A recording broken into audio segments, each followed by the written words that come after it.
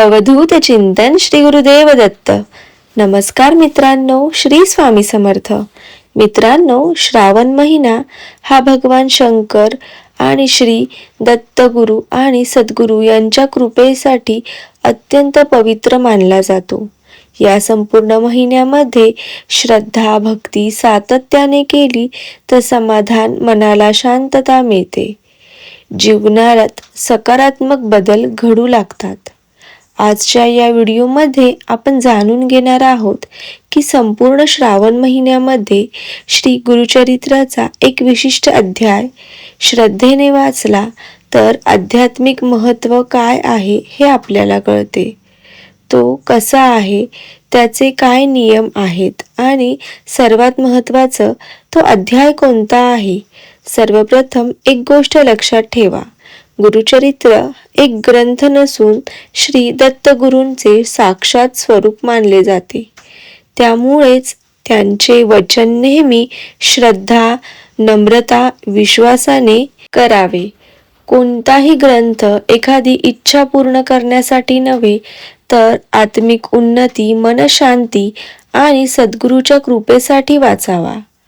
वाचताना कसे करावे? सकाळी स्नान करून स्वच्छ वस्त्रे परिधान करावे.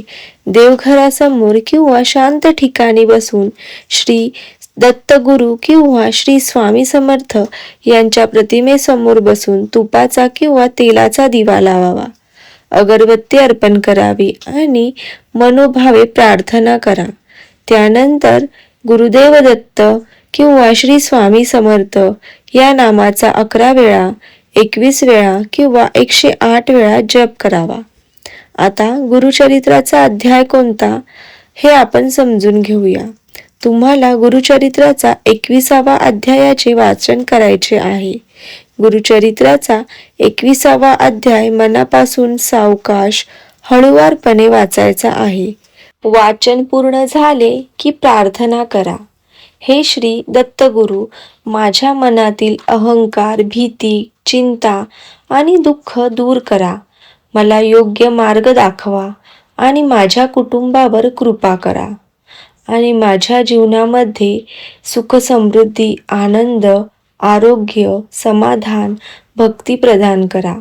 त्यानंतर नैवेद्य दाखवा आणि प्रसाद सर्वांना ग्रहण करायला द्या. श्रावण महिन्यामध्ये दररोज श्री गुरुदेव दत्त, श्री गुरुदेव दत्त किंवा श्री स्वामी समर्थ, श्री स्वामी समर्थ या मंत्राचा जप करा. गरीब किंवा गरजू लोकांना अन्नदान करा. कोणाचाही अपमान करू नका. सत्य, संयम आणि सात्विक आहाराचे पालन करा. शक्य असल्यास दर गुरुवारी दत्त मंदिरात किंवा स्वामींच्या मठामध्ये जाऊन दर्शन घ्या. लक्षात ठेवा, श्रद्धा आणि सातत्य यात अधिक महत्त्वाचे आहे. एक दिवस नाही तर संपूर्ण श्रावण महिना भक्तिभावाने साधना केल्यास नवीन ऊर्जा निर्माण होते. गुरुची कृपेचा अनुभव येतो. तर तुम्ही सुद्धा मित्रांनो श्रावण महिन्यामध्ये ही सेवा करून पहा. व्हिडिओ आवडला असेल तर कमेंटमध्ये श्री स्वामी समर्थ लिहा आणि अशाच आध्यात्मिक माहितीसाठी माझ्या चॅनलला सबस्क्राईब करा.